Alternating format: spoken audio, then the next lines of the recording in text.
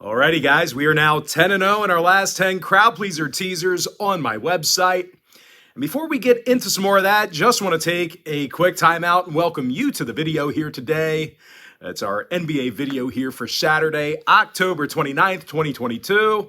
My name is Brock Page, and I've been doing sports picks for free right here on YouTube since 2016. I also sell my personal sports bets on patreon.com/BrockPage. Once again, guys, I'm 10-0 in my last 10 crowd pleaser teasers on that site. I also have over 640 members who are signed up and active on that site right now. And I'll include a link for today's crowd pleaser teaser in the description section below. And with that, guys, let's go ahead and dive into some free content.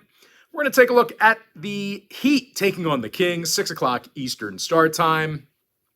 Miami's -4 on the road, totals 226.5. Now, the Heat's played real solid on the defensive end of the court this year. They're in the top 10 right now in fewest points allowed. When it comes to offensive production, Jimmy Butler's averaging over 22 points a game, along with 6 rebounds. Meanwhile, Tyler Hero, he's averaging 17 points a night himself. They're facing a Sacramento squad who actually has a tough time stopping anyone on defense. They're giving up 120 points a game, and they're in the bottom 3 in guarding the field goal. When it comes to the injury report, Huerter's questionable for Sacramento. Meanwhile, for Miami, Dedmon's questionable, Oladipo's out. Now, total-wise, 3 out of Miami's last 5 did stay under the number. Meanwhile, Sacramento's 3-1 to the under in their last 4. I'm going to lean toward Miami, -4, under 226.5. Next ballgame, Warriors at the Hornets, 7 o'clock Eastern tip-off. Golden State's -10 on the road, totals 233. And even though the Warriors are favored by double digits in this spot here, they've really struggled on defense. They're actually in the bottom 5 in points allowed per game. Meanwhile, offensively, obviously they're typically pretty good, but you got to, just remember that they're actually one of the worst teams in the West right now in offensive rebounding. Now, they're facing a Charlotte team who's limiting their competition to just 27% shooting from three-land. When it comes to offensive production, Gordon Hayward scoring nearly 20 points a night, along with 5 rebounds. Meanwhile, P.J. Washington's drilling 40% of his three-pointers himself. Now, injury-wise, Rozier and Martin are questionable for Charlotte. Meanwhile, for Golden State, Iguodala and DiVincenzo, they're listed as out. When it comes to the total, all 5 of Golden State's games this year did get over the number. Meanwhile, Charlotte went 4-1 to the over in their last 5 themselves. I'm going to lean towards Charlotte +10 over 233. Next matchup, Pacers at the Nets, 7:30 Eastern start time. Brooklyn's -10.5, totals 237. But despite laying double digits in this spot here, the Nets are having a tough time slowing anyone down. They're allowing 122 points a game right now, and they're actually in the bottom 3 in defending the 3 ball. They're also facing a Pacer team who scores 118 points a night. Tyrese Halliburton leads the team in scoring and assists. Meanwhile, Buddy Hield, he's draining over 44% of his shots from beyond the arc as well. Very dangerous shooting from long range. Now, injury-wise, Daniel Tice is questionable with a knee. Meanwhile, for Brooklyn, on the other side of things, Morris, Curry, and Harris are questionable. Warren is still out. Now, when it comes to the number, 3 out of Brooklyn's last 5 did get over the total. Meanwhile, Indiana saw overs against the likes of Washington, Detroit, and San Antonio.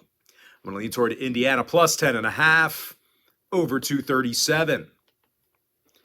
Next ball game, it is going to be Sixers at the Bulls, 8 o'clock Eastern start time. Philadelphia's -2 on the road, totals 220 and a hook. Now, the Sixers should have little issue getting to the basket here tonight. They're making 48% of their field goals, and they're also in the top 10 in offensive three-point percentage. Now, Joel Embiid, he's dropping 27 points a night. He's also averaging double-digit rebounds. Meanwhile, Tyrese Maxey, he's making 49% of his shots from downtown. When it comes to defensive play in this one, the Sixers are actually in the top 5 in fewest points allowed. Now, they're facing a Chicago club on the other side of things who's shooting just 45% from the field themselves. But I'll tell you what, really their Achilles heel this year, at least in the early going, It's been their defense or lack thereof. These guys are letting their opponents make 43% of their three-pointers against them. Now, injury-wise, Joel Embiid is battling a little bit of a knee soreness, so keep an eye on his status. I think he'll end up playing, but if he does get scratched, don't let that come as a surprise to you because he is battling a little bit of knee soreness. Now, total-wise, Philadelphia is 4-1 to the under in their last 5. Meanwhile, Chicago saw 3 out of their last 5 stay under the line themselves. I'm going to lean toward Philadelphia -2, under 220.5. Next ball game, Hawks at the Bucks, 8 o'clock East. Milwaukee's -5, totals 228. Now, I do think the Bucks will be able to shut down Atlanta defensively. Milwaukee's leading the league in defending the field goal, and they're actually allowing fewer points a game than anyone else in the association. Giannis Antetokounmpo, he's scoring nearly 35 points a game. He's also averaging over 13 boards. Meanwhile, Bobby Portis, he's grabbing double-digit rebounds a game as well. They're facing a Hawks team on the other side who did fail to cover in 3 out of their last 5. They're also connecting on just 33% of their three-pointers. Now, injury-wise, Joe Ingles is questionable with a knee.